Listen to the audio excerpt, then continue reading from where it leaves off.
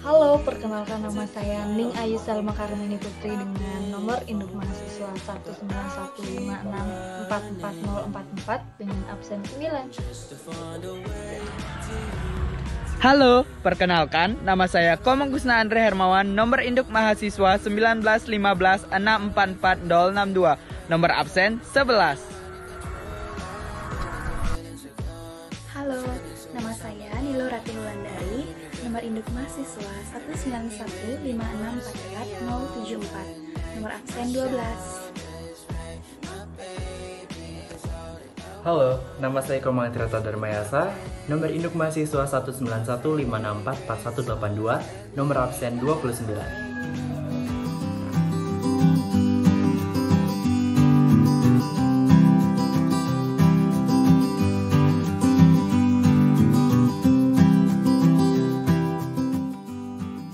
Jadi, pada video kali ini, saya akan membahas mengenai soal yang pertama, di mana soal yang pertama adalah carilah kasus di bidang ekonomi atau akuntansi atau bisnis untuk uji T1 sampel atau uji T2 sampel berpasangan atau uji T2 sampel bebas. Pilih salah satu, lalu lakukan analisis lengkap dengan SPSS dari hipotesis, penentuan alfa, statistik uji, kriteria penolakan H0, keputusan, dan kesimpulan. Nah, ini merupakan contoh kasusnya, yaitu seorang manajer perusahaan ingin mengetahui apakah ada perbedaan penjualan sebelum dan sesudah dilakukan pengiklanan pada setiap departemen. Dalam rangka mengetahui efektivitas pengiklanan terhadap penjualan, dilaksanakan penelitian dengan mengajukan hipotesis 0 yang menyatakan tidak terdapat perbedaan yang signifikan antara penjualan sebelum dan sesudah dilakukan pengiklanan. Setelah dilakukan rekapitulasi, jumlah penjualan diambil sampel sebanyak 15 departemen. Diperoleh data sebagai berikut. Gunakan taraf kepercayaan 95% untuk menguji hipotesis tersebut. Nah, ini merupakan data yang kita gunakan sebanyak 15 data. Ini merupakan data sebelum melakukan iklan dan ini sesudah melakukan iklan. Nah, selanjutnya, langkah-langkah yang kita perlukan dalam menyelesaikan kasus ini adalah yang pertama, menentukan hipotesis dan alfa, yang kedua adalah statistik uji, yang ketiga adalah kriteria penolakan H0, dan yang keempat adalah keputusan dan kesimpulan. Nah, ini merupakan hipotesis dari kasus kita, di mana kasus kita ini sifatnya adalah dua arah, di mana H0-nya yaitu mu1 sama dengan mu2. Artinya adalah tidak terdapat perbedaan yang signifikan antara penjualan sebelum dan sesudah dilakukan pengiklanan. Atau bisa juga diartikan, sebelum dan sesudah dilakukan pengiklanan, rata-ratanya adalah sama. Dan H1-nya adalah mu1 tidak sama dengan mu2, yang artinya terdapat perbedaan yang signifikan antara penjualan sebelum dan sesudah dilakukan pengiklanan. Nah, alfanya adalah karena tingkat kepercayaannya 95%, maka alfa yang kita gunakan adalah 5% atau 0,05. Lalu, langkah yang kedua adalah menentukan statistik ujinya. Di sini kita menggunakan SPSS. Mari kita lihat video berikut yang menjelaskan mengenai tutorial menggunakan SPSS. Oke, pada video kali ini saya akan menjelaskan bagaimana menggunakan aplikasi SPSS. Nah, aplikasi ini hanya bisa digunakan untuk menentukan statistik ujinya saja. Caranya adalah, pada saat kalian membuka aplikasi ini, maka yang muncul pertama kali adalah tampilan seperti ini. Nah, sebelum kita menginput data, kita harus menentukan variabelnya dulu dengan cara mengklik variabel view, kemudian pada name kita isikan sebelum, tipenya adalah numeric karena di sini datanya berupa angka, kemudian weight-nya adalah 8, dan desimalnya kita ganti dengan 1 karena pada soal datanya satu angka di belakang koma. Nah, selanjutnya pada label ini kita isikan sebelum melakukan periklanan. Nah, lalu measure-nya kita ganti dengan scale. Kemudian baris kedua yaitu sesudah. Sama tipenya numerik, desimalnya 1, dan pada label sesudah melakukan periklanan. Measure-nya kita ganti dengan skill. Nah, jika sudah seperti ini, baru kita bisa melakukan input datanya. Lalu klik data view. Nah, di sini sudah ada kolom sebelum dan sesudah. Kita isikan masing-masing datanya. Nah, di sini kita input data sesuai yang tertera di soal.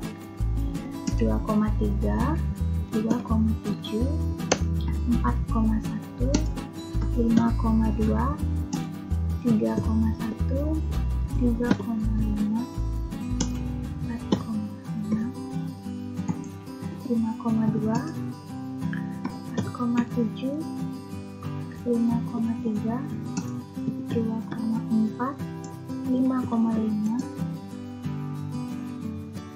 3,3, 4,8,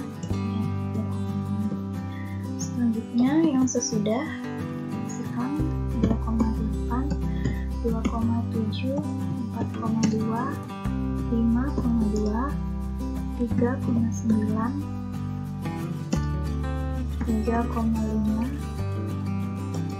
4,9, 5,9, 4,7, 5,9, 3,0, 5,4, 3,9, 4,9, dan 4,0.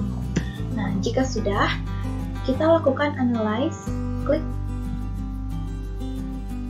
analyze, kemudian pilih compare means, lalu pilih parent samples t-test. Nah, jika sudah muncul seperti ini, kita input ini ke masing-masing variabel 1 dan variabel 2. Kita harus mengkliknya secara bersamaan.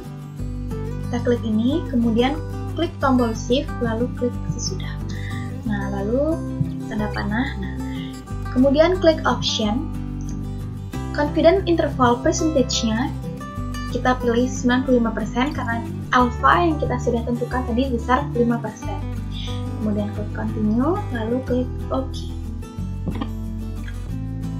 Nah, maka muncul parent sample statistiknya, ini outputnya.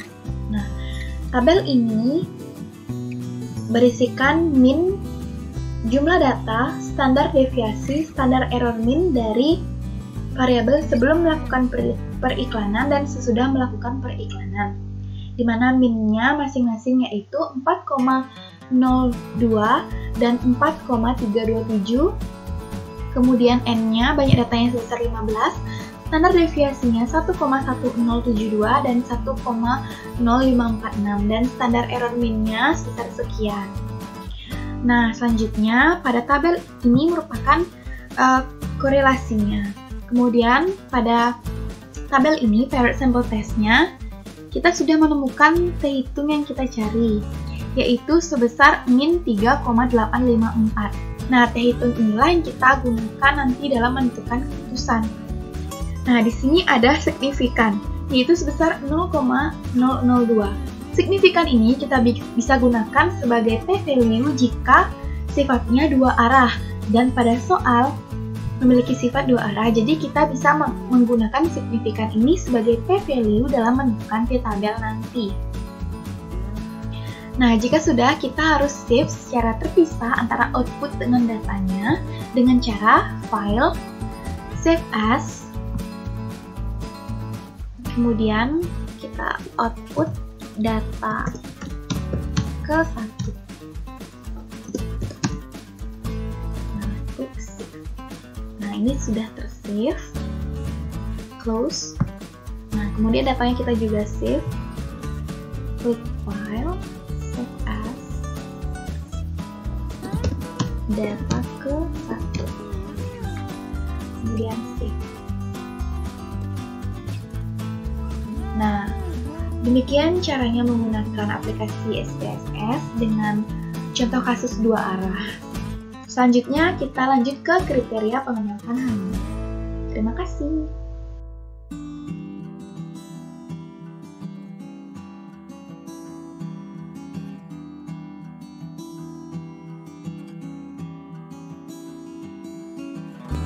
Halo teman-teman, jadi setelah kita mendapatkan data dari output pada SPSS yang sudah kita uji sebelumnya, kita dapat mengambil keputusan dan menyimpulkan. Untuk yang pertama kita ketahui yaitu kriteria penolakan H0, di mana H0 akan ditolak jika T hitung lebih dari T tabel atau p-value kurang dari alpha. Dengan itu dapat kita lihat T hitung kita sebesar 3,854 dengan T tabel yang kita dapat dari alpha, n-1 di mana alpha kita sebesar 0,05 dengan n-1 yaitu 15 kurang 1. T tabel dapat kita lihat pada titik 0,05,14 yaitu sebesar 2,145. Dengan itu, ini berarti T hitung lebih dari T tabel maka tolak H0. Atau bisa juga dengan cara p-value kita sebesar 0,002 dengan alpha sebesar 0,05, maka di sini berarti p-value kurang dari alpha maka tolak H0. Dengan itu dapat kita kesimpulkan karena H0 ditolak maka terima H1. Ini berarti terdapat perbedaan yang signifikan antara penjualan sebelum dan sesudah dilakukannya pengiklanan pada setiap departemen pada perusahaan. Sekian yang dapat saya sampaikan, terima kasih.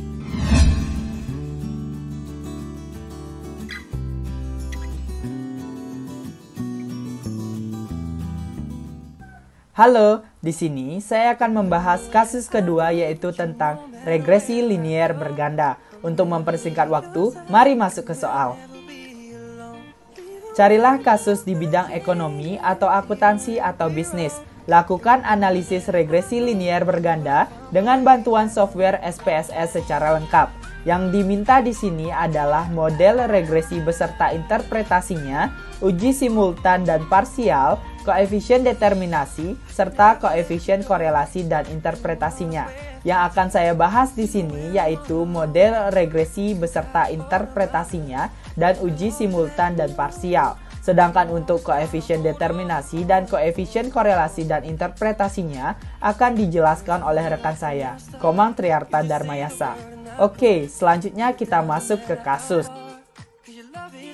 Adapun kasus yang akan saya bahas pada video kali ini yaitu ekspor pakaian jadi dari Indonesia ke Jepang. Nah, di sini sudah ditampilkan data ekspor pakaian jadi dari Indonesia ke Jepang. Data yang tersedia dalam tahunan dari tahun 1985 sampai tahun 2000. Adapun variabel penelitiannya adalah ekspor pakaian jadi. Di mana variabel ekspor pakaian jadi diberi nama Y dan variabel harga ekspor pakaian jadi diberi nama X1 dan variabel kurs yen terhadap rupiah diberi nama X2. Jadi, variabel ekspor pakaian jadi atau Y memiliki satuan dalam ton sebagai variabel terikat atau dependent variable. Harga ekspor pakaian jadi dalam juta per ton atau X1 dan kurs yen terhadap rupiah atau X2 sebagai variabel bebas atau independent variable. Pada kasus ini, kami ingin melihat pengaruh variabel harga ekspor pakaian jadi atau X1 dan variabel kurs yen terhadap rupiah atau X2 terhadap variabel ekspor pakaian jadi atau Y. First thing first yang kita lakukan yaitu membentuk model regresi menggunakan SPSS. Langkah pertamanya yaitu identifikasi variabel dan input data pada aplikasi SPSS. Mari kita beralih ke aplikasi SPSS yang telah dibuka sebelumnya.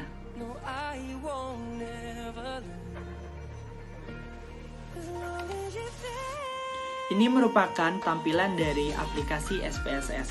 Yang pertama kita lakukan yaitu identifikasi variabel pada variabel view. Kita masukkan pada name yaitu X1, kemudian X2 dan Y. di mana X1 dan X2 merupakan variabel bebas atau variabel independen, sedangkan untuk Y merupakan variabel terikat atau variabel dependen. Nah, pada type-nya kita gunakan numeric, pada white kita gunakan 8, pada desimal kita gunakan 2, dan pada label untuk X1 kita gunakan harga ekspor pakaian jadi.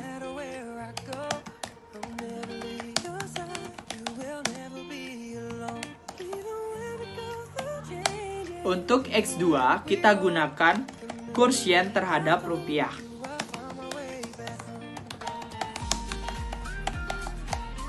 Sedangkan untuk Y kita gunakan ekspor pakaian jadi.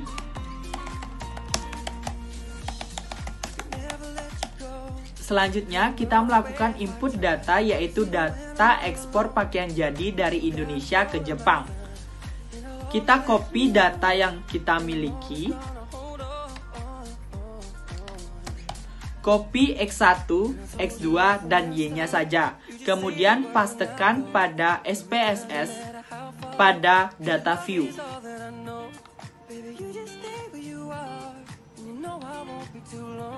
Ini merupakan tampilan setelah melakukan copy paste. Nah, setelah melakukan copy paste, kita lakukan analyze. Kita cari regression, kemudian linear. Nah, pada bagian kiri, ini merupakan variabel yang kita miliki, yaitu X1, harga ekspor pakaian jadi, X2, kurs yen terhadap rupiah, dan Y, ekspor pakaian jadi. Dan pada bagian kanan, ini terdapat variabel dependent dan variabel independent. Nah, kita masukkan yang mana termasuk variabel dependent dan yang mana termasuk variabel independent. Seperti yang kita ketahui, variabel dependent merupakan Y atau ekspor pakaian jadi. Kemudian klik tanda panah ke kanan ini. Nah, setelah melakukan pemindahan, kita lakukan pemindahan juga pada variabel independennya.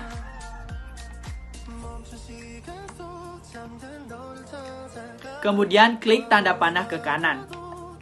Nah, setelah melakukan pemindahan, kita klik OK dan tunggu hasil dari regression pada data yang kita miliki. Di sini sudah ditampilkan output regression tadi, di mana ada variabel enter or remove, ada model summary, ada ANOVA, dan ada coefficient. Nah, pada variabel enter atau remove ini merupakan keterangan saja, hanya variabel yang kita masukkan tadi. Untuk membentuk model regresi, kita lihat pada tabel coefficient. Ini merupakan tampilan output dari regression yang telah kita lakukan tadi.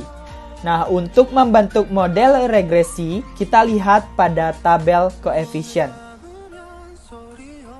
Pada konstan yang bernilai min 4067,496 itu merupakan A. Dan untuk harga ekspor pakaian jadi merupakan B1 yang memiliki nilai 7,815. Dan untuk kurs yen terhadap rupiah atau B2 memiliki nilai 1001,855. And then, model regresi yang terbentuk. Seperti yang kita ketahui, secara umum, model regresi yaitu Y sama dengan A tambah B1X1 tambah B2X2. Dari tabel koefisien yang kita dapat tadi, kita sudah mengetahui nilai A, B1, dan B2. Kemudian kita masukkan pada persamaan model regresi. Jadi, model regresi yang terbentuk adalah Y sama dengan min 4067,496 ditambah 7,815 X1 ditambah 1001,855 X2. Apa sih arti dari model regresi tersebut? Untuk menjawab pertanyaan tersebut, mari kita lakukan interpretasi model regresi. Interpretasi model regresi. Adapun model regresi yang telah terbentuk yaitu Y sama dengan min 4067,496 ditambah 7,815 X1 ditambah 1001,855 X2. Nah, dari model regresi ini memiliki interpretasi yaitu yang pertama, nilai A sama dengan min 4067,496. Artinya, jika nilai X1 atau harga ekspor pakaian jadi dan X2 kurs yen terhadap rupiah bernilai 0, maka ekspor pakaian jadi adalah sebesar min 4067,496 ton. Namun, karena harga ekspor pakaian jadi dan kurs yen terhadap rupiah tidak mungkin bernilai 0, jadi nilai koefisien ini tidak memiliki makna. Jadi, nilai harga dan kurs itu tidak mungkin 0. Nah, untuk yang kedua ada nilai B1 sama dengan 7,815. Artinya, jika nilai X1 harga ekspor pakaian jadi naik 1 satuan, dalam hal ini juta per ton, maka besar nilai ekspor pakaian jadi akan meningkat sebesar 7,815 ton. Jika variabel X2 atau kurs yen terhadap rupiah tidak mengalami perubahan. Nah, untuk membuktikan interpretasi ini, mari kita uji dengan Excel. Seperti yang dinyatakan pada interpretasi kedua, jika variabel X1 atau harga ekspor pakaian jadi naik 1 satuan, maka nilai ekspor pakaian jadi atau nilai Y naik sebesar 7,815. Untuk membuktikan hal tersebut, saya menggunakan data pada tahun 1988 di mana nilai X1 sama dengan 100,8 dan nilai X2 sama dengan 13,84. Nah, kita masukkan nilai X1 sama dengan 100,8, nilai X2 sama dengan 13,84, kemudian kita cari nilai Y dengan model regresi yang telah terbentuk, yaitu Y sama dengan min 4067,496 ditambah 7,815 dikali X1, di mana X1-nya sama dengan 100,8 ditambah 1001,855 dikali X2, di mana nilai X2-nya sama dengan 13,84 dan nilai Y yang didapat sebesar 10.585,93. Nah, sesuai dengan pernyataan di interpretasi kedua, jika variabel X1 atau harga ekspor pakaian jadi naik 1 satuan, maka nilai Y naik sebesar 7,815.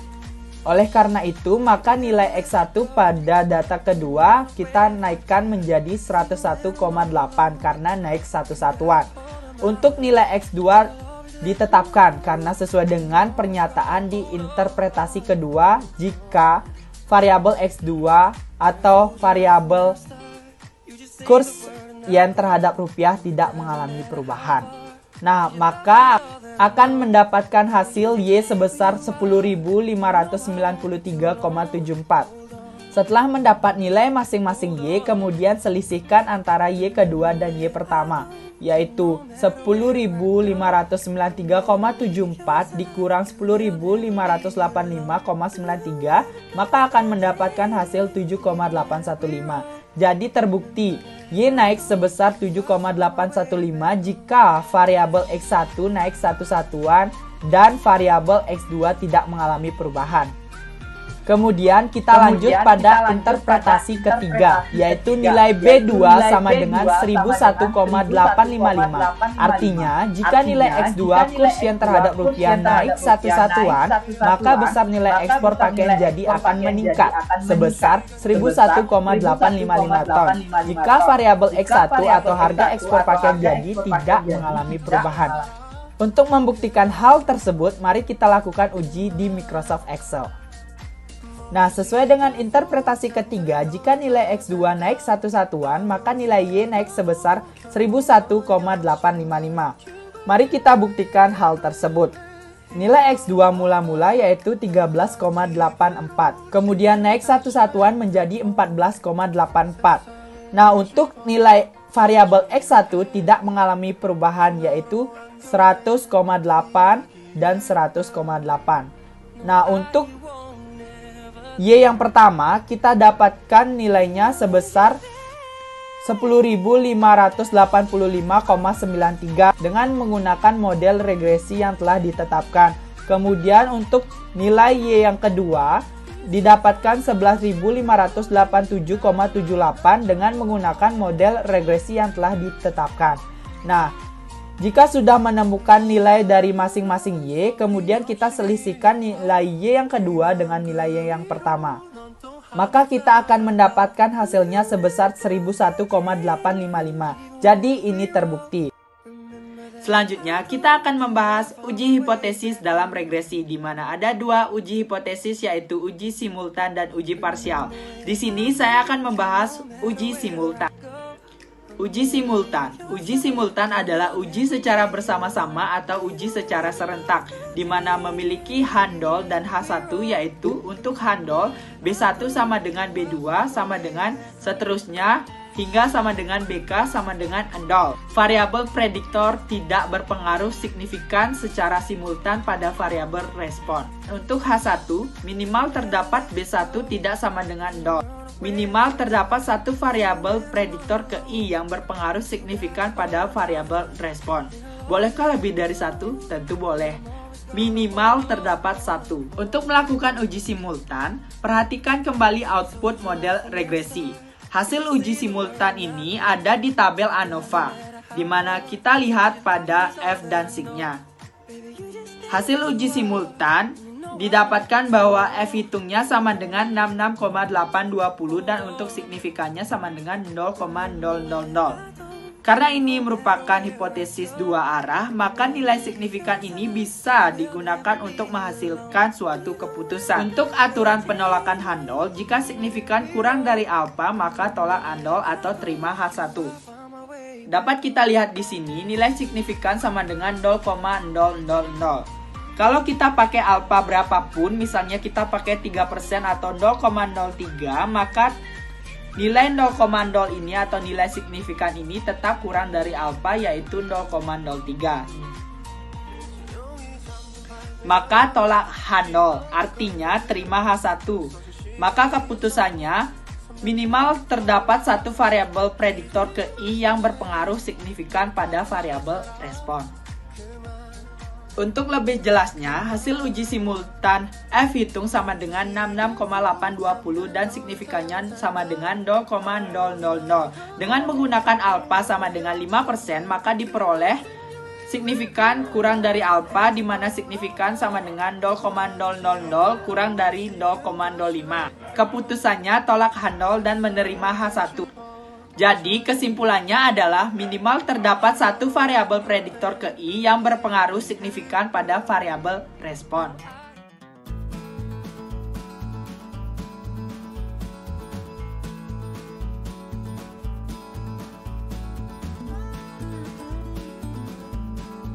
Di sini dengan Arta akan menjelaskan mengenai uji parsial. Hipotesis dalam uji parsial, yaitu H0 dengan beta 1 sama dengan 0, yang berarti variabel prediktor ke I tidak berpengaruh signifikan pada variabel respon. Dan H1 dengan beta 1 tidak sama dengan 0, yang berarti variabel prediktor ke I berpengaruh signifikan pada variabel respon. Maka kita langsung masuk ke dalam pembuatan hipotesis untuk kasus yang sudah kita siapkan. Karena di sini terdapat dua variabel bebas, maka yang pertama ialah menguji variabel X1, yaitu harga ekspor pakaian jadi. Dengan hipotesis sebagai berikut. H0 beta 1 sama dengan 0, yang berarti harga ekspor pakaian jadi tidak berpengaruh pada nilai ekspor pakaian jadi. Dan H1 dengan beta 1 tidak sama dengan 0. Dengan arti harga ekspor pakaian jadi berpengaruh pada nilai ekspor pakaian jadi. Kita sudah mendapatkan hasil pengolahan data dari SPSS dengan melihat tabel koefisien. Dan kita bisa lihat pada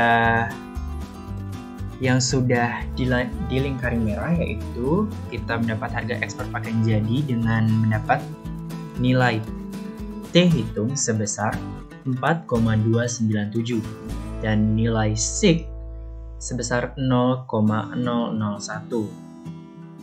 Yang ini berarti menunjukkan dengan menggunakan alfa sama dengan 5%, maka diperoleh SIG lebih kecil daripada alfa yang digunakan, yaitu sebesar 0,050. Maka keputusan yang diambil ialah menolak H0 dan menerima H1 dengan kesimpulan harga ekspor pakaian jadi berpengaruh pada nilai ekspor pakaian jadi. Selanjutnya, kita menguji variabel X2, yaitu kurs yen terhadap rupiah. Dengan hipotesis sebagai berikut. H0, beta 1 sama dengan 0, yang berarti kurs yen terhadap rupiah tidak berpengaruh pada nilai ekspor pakaian jadi. Dan H1 dengan beta 1 tidak sama dengan 0, yang berarti kurs yen terhadap rupiah berpengaruh pada nilai ekspor pakaian jadi. Kita masih melihat pada tabel koefisien, namun kita fokuskan kepada kurs yen terhadap rupiah dengan mendapat nilai T hitung sebesar 7,688 dan nilai SIG sebesar 0,000. Dengan menggunakan alfa yang sama yaitu 5%, maka diperoleh SIG lebih kecil daripada alfa yang digunakan yaitu 0,050. Maka keputusan yang diambil ialah menolak H0 dan menerima H1. Dengan kesimpulan, kurs yen terhadap rupiah berpengaruh pada nilai ekspor pakaian jadi. Selanjutnya ialah koefisien determinasi. Koefisien determinasi ialah seberapa besar kemampuan semua variabel bebas dalam menjelaskan varian dari variabel terikatnya. So, kita masuk ke dalam data yang sudah kita peroleh dari SPSS. Yaitu kita melihat pada tabel model summary, nilai koefisien determinasi yang dihasilkan ialah nilai R kuadrat adjusted sebesar 0,898 atau 89,8%. Hal ini berarti bahwa variabel prediktor yang digunakan telah dapat menjelaskan 89,8% dari keragaman variabel ekspor pakaian jadi, sedangkan sisanya, yaitu sebesar 10,2%, dijelaskan oleh variabel lain yang tidak dimasukkan dalam penelitian ini. Selanjutnya ialah membahas koefisien korelasi. Koefisien korelasi ialah nilai yang menunjukkan kuat atau tidaknya hubungan linier antar dua variabel. Koefisien korelasi biasa dilambangkan dengan huruf R, di mana nilai R dapat bervariasi dari -1 sampai +1. Dan kita sudah melihat hasil dari data yang kita sudah olah di SPSS dengan melihat tabel correlation. Dan terdapat beberapa korelasi. Yang pertama ialah korelasi dengan dirinya sendiri. Korelasi dengan dirinya sendiri itu sempurna, yaitu pasti 1. Karena datanya sama, yaitu korelasi antara harga ekspor pakaian jadi dengan harga ekspor pakaian jadi, dan pasti hasilnya 1. Begitupun korelasi antara kurs yen terhadap rupiah dengan kurs yen terhadap rupiah, serta korelasi antar ekspor pakaian jadi dengan ekspor pakaian jadi. Kita bisa melihat hasilnya 1 karena mereka saling berkorelasi antar satu sama lain. Selanjutnya, korelasi antara harga dengan kurs. Kita bisa melihat di sini korelasi antara harga ekspor pakaian jadi dengan kurs yen terhadap rupiah atau korelasi antara kurs yen terhadap rupiah dengan harga ekspor pakaian jadi, yaitu sebesar 0,446. Artinya, jika harga ekspor pakaian jadi naik, maka kurs yen terhadap rupiah naik. Begitu juga sebaliknya, yang berarti hubungannya searah. Selanjutnya, korelasi antar harga dengan ekspor. Kita bisa melihat pada korelasi antara harga ekspor pakaian jadi dengan ekspor pakaian jadi, atau korelasi antara ekspor pakaian jadi dengan harga ekspor pakaian jadi sebesar 0,713. Artinya, jika harga ekspor pakaian jadi naik, maka ekspor pakaian jadi naik, begitu juga sebaliknya. Hubungannya yang searah. Di sini terdapat 2 bintang, yaitu korelasinya signifikan pada 0,01 level.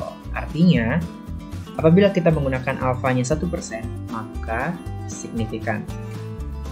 Dan yang terakhir, korelasi antara kurs dengan ekspor.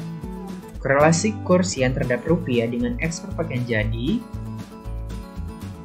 itu sebesar 0,886. Maaf, ini dia pungutannya, tandai. Artinya, jika kurs yen terhadap rupiah naik, maka ekspor pakaian jadi naik. Begitu juga sebaliknya. Lagi-lagi, ini merupakan hubungan yang searah. Dan juga terdapat 2 bintang, yaitu korelasinya signifikan pada 0,01 level, artinya apabila kita menggunakan alfa yang 1%, maka signifikan.